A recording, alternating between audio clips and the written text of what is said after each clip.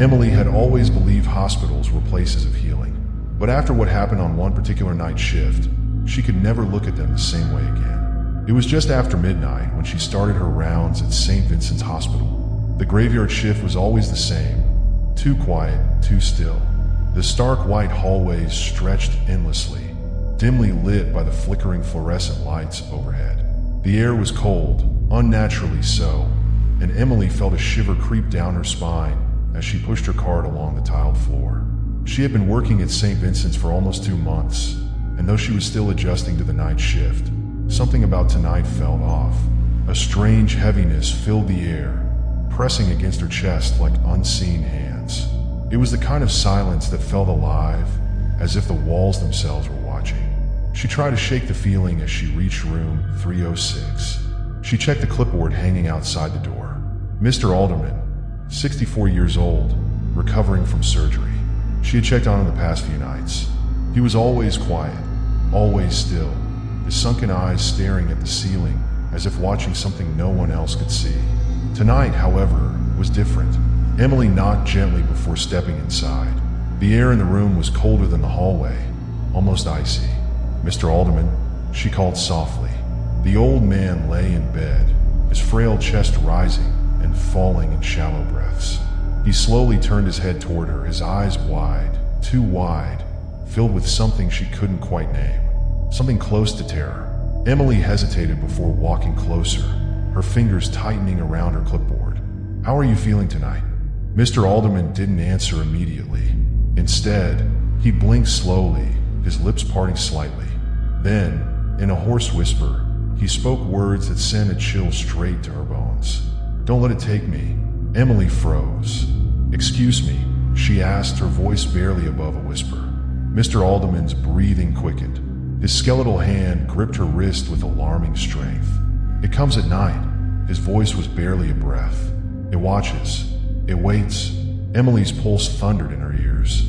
She tried to pull back gently, but his grip tightened. His fingers felt unnaturally cold against her skin. "Who's coming?" she asked, forcing herself to stay calm. "Is someone bothering you?" He shook his head violently, his sunken eyes darting around the room. Then, in a voice that barely belonged to the weak man in front of her, he hissed, "It's already here." A loud beep from the heart monitor made Emily jump. She turned toward the machine, only to find that it was off, but she had just heard it. The steady beep of a heartbeat, the sound of life. Mr. Alderman's grip suddenly went limp. Emily turned back, her breath caught in her throat. His eyes were wide open, staring at the ceiling, but he wasn't moving. A deep, sinking dread filled her stomach. She reached out hesitantly, fingers trembling as she pressed them to his cold, lifeless neck. No pulse. A panicked breath left her lips. She stumbled back toward the door, reaching for the call button, but then a sound filled the room.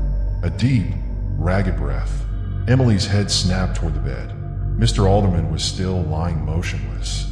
But the breath, it wasn't coming from him. It was coming from the dark corner of the room. Emily's blood turned to ice. There was something there, something lurking in the shadows. She could feel it watching her, its unseen presence pressing against her skin like invisible fingers. Then, the whisper came again, soft, right behind her ear. "Don't let it take me." Emily screamed and ran. The next night, she returned to work, but things were different. She hadn't told anyone what happened. Who would believe her? A whisper in the dark? A breath from an unseen presence? They'd think she was imagining things. She had almost convinced herself she was imagining it, until she walked past room 306. The door was slightly open. Inside, the bed was empty. Emily's heart pounded. The sheets were neatly tucked in. The monitor turned off. It was as if no one had ever been there. Her stomach twisted. She hurried to the nurse's station, her pulse racing. "Hey, what happened to Mr. Alderman?" she asked. "Did they transfer him?" The head nurse, an older woman, looked at her strangely. "Oh," Emily blinked. "Mr. Alderman, room 306. He was here last night." The head nurse's face drained of color. "Emily, room 306 has been empty for 10 years. Emily felt like the ground had been ripped from beneath her. "No," she whispered. "That's not possible. I spoke to him. I checked his vitals. The older woman hesitated before lowering her voice. "There was a patient years ago, a man named Alderman." She glanced over her shoulder as if afraid someone might hear. "He disappeared. One night, he just vanished from his bed. No one ever found out what happened to him." Emily felt the blood drain from her face. "I saw him," she insisted. "I talked to him." The head nurse looked away. "Some of the older staff say they still see him at night." Emily turned toward room 306. A feeling of dread crept up her spine. The hallway felt darker now, the air heavier. The lights flickered. A deep, rattling breath echoed from the empty room. And then, a whisper, soft, right next to her ear. "Don't let it take me." The door to room 306 slammed shut on its own. Emily ran, and from that night on, she never stepped near room 306 again. Nate never believed in ghosts. He had heard all the night shift horror stories, strange figures in security footage, whispers from empty aisles, lights flickering without reason. But working alone at a gas station off a desert highway, that was real horror. It was his third month at Evergreen Gas and Mart, a rundown station sitting in the middle of nowhere. Business was slow at night. Most customers were truckers, road-weary travelers, or the occasional lost soul stopping for gas and directions. But that night, something felt wrong. The air was too still. The buzzing of the flickering overhead lights felt louder than usual, and the security cameras glitched more than they should. Nate leaned against the counter, eyes flicking to the clock above the cigarette display. 2:53 a.m. Just 7 more minutes before he could step out for a smoke. Then, the bell above the door jingled. Nate straightened, expecting another trucker, maybe a hitchhiker looking for a ride. But when he looked up, his stomach twisted. A man stood in the doorway. Not a trucker, not a hitchhiker, just a man. He was tall and thin, wearing an old-fashioned black coat that hung off his frame. His face was pale, almost gray under the flickering lights. His eyes were too dark, too deep, like staring into a well with no bottom. But what unnerved Nate most was, he wasn't wet. Outside, the rain poured in thick sheets, soaking the empty parking lot. Anyone coming in should have been dripping wet. But this man, bone dry. Nate swallowed. Welcome in. Need gas?" The man didn't answer. Slowly, he walked forward, his footsteps silent, as if the floor didn't exist beneath him. He reached the counter and stopped. For a long moment, he just stood there, staring. Nate's fingers twitched toward the baseball bat hidden beneath the register. "Sir," he tried again. "Need something?" Finally, the man smiled. It wasn't a friendly smile. It was too wide, stretching his face in a way that made Nate's skin crawl. Then, in a voice barely above a whisper, he asked, "Do you believe in ghosts?" Nate's throat went dry. "What?" The man's dark eyes didn't blink. "Ghosts," he repeated. "Do you believe in them?" Nate forced a nervous chuckle. "I've never seen one." The man's smile widened. "That's not what I asked." A cold chill ran down Nate's spine. The store suddenly felt smaller, the air thicker. He tried to keep his voice steady. "Look, man, if you're not buying anything, I gotta ask you to leave." The man didn't move. Instead, he tilted his head, his eyes scanning the store as if seeing something Nate couldn't. Then, in that same haunting whisper, he said, "You will?" Nate's stomach dropped. A loud static noise erupted from the security monitors, making him jump. The screens glitched, flickering between camera angles, until they all froze on one image. The parking lot, and in the middle of it, a man standing outside the gas station. The same man in front of him. Nate's breath hitched. He looked up, heart hammering. The man was gone. The door never opened. The bell never rang. But when Nate turned back to the monitor, the man outside slowly lifted his head and stared directly into the camera. Nate didn't move for a long time. His fingers dug into the edge of the counter, knuckles white. The man was still outside, standing motionless in the rain. His face was blank, but Nate swore he could feel him grinning. Then, the gas station lights shut off. Pitch black. Only the glow of the security screens lit the store. Nate's heart pounded in his ears. He fumbled under the counter, yanking out his flashlight, hands shaking as he flicked it on. The beam cut through the darkness, landing on the empty aisles. No sign of movement, no sign of the man. Then, a tap, soft, gentle, coming from the front glass door. Nate swallowed hard, his light trembling as he aimed it toward the entrance. The man was standing there, too close, his face pressed against the glass, his smile too wide, too wrong. His lips moved silently, forming words Nate couldn't hear. Then, he raised his hand and pointed behind Nate. Every hair on Nate's body stood on end. He didn't want to turn around. He couldn't, but he had to. Slowly, so slowly, he turned the flashlight toward the back of the store. And what he saw was himself, on the security monitor, standing behind the counter. Frozen, not moving, not even breathing. Nate's chest seized. His body felt like it didn't belong to him anymore. He forced himself to turn back toward the entrance. But the man was gone. The rain had stopped. The parking lot was empty. The security screens flickered, and suddenly, he was alone again. The lights flickered back on. Everything was normal, except a single wet footprint on the tile floor, leading away from the counter, leading into the back room. Nate quit his job the next day, and he never drove down that highway again. Kevin had heard the stories. Working the night shift at the Mooncrest Hotel wasn't exactly a dream job, but it paid well enough. The guests were usually quiet, and aside from the occasional drunk checking in, the job was uneventful. That is, until 3 a.m. Every night, without fail, the elevator stopped on the 7th floor. No one pressed the button. No one ever got in or out. It just stopped. Kevin had ignored it at first. Maybe it was a glitch.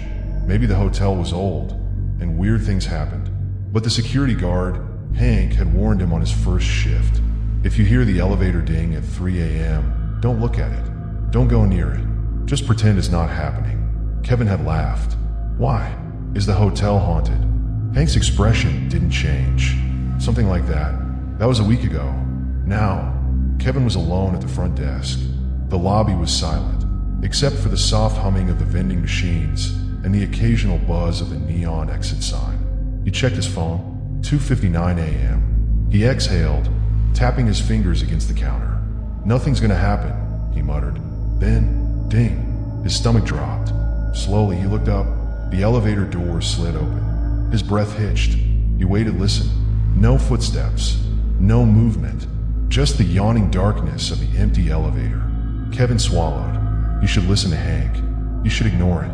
But something about that elevator, it felt wrong. The air around it felt heavy, thick like it didn't belong in this world. He took a step closer. The hallway security camera monitor flickered beside him. His eyes darted toward the screen. His blood ran cold. The elevator camera feed was static. No image. No signal. Kevin's hands clenched. This was stupid. It was just an elevator. Then, a chill ran up his spine. The air behind him shifted, like someone was standing there, watching. His heartbeat thundered. He could feel eyes on him, pressing against his back. He turned around slowly. No one was there, but the elevator doors were still open. The hallway lights flickered. A deep, distant whisper slithered through the air. Come in. Kevin's throat tightened. He stepped back. No. Hell no. The doors slammed shut. The ding echoed through the empty lobby, and the elevator began to ascend. He let out a shaky breath, watching as the floors ticked up. 2, 3, 4, 5, 6. It stopped on 7, just like it always did. For a long moment, nothing happened. Then, the security screen blinked back on. Kevin's stomach twisted. There was a woman in the elevator. She stood in the middle, her back to the camera, head tilted unnaturally to the side. Her long, dark hair draped over her shoulders, and her arms hung limply at her sides. Kevin's breath turned shallow. She hadn't been there before. She hadn't walked in. She had just appeared.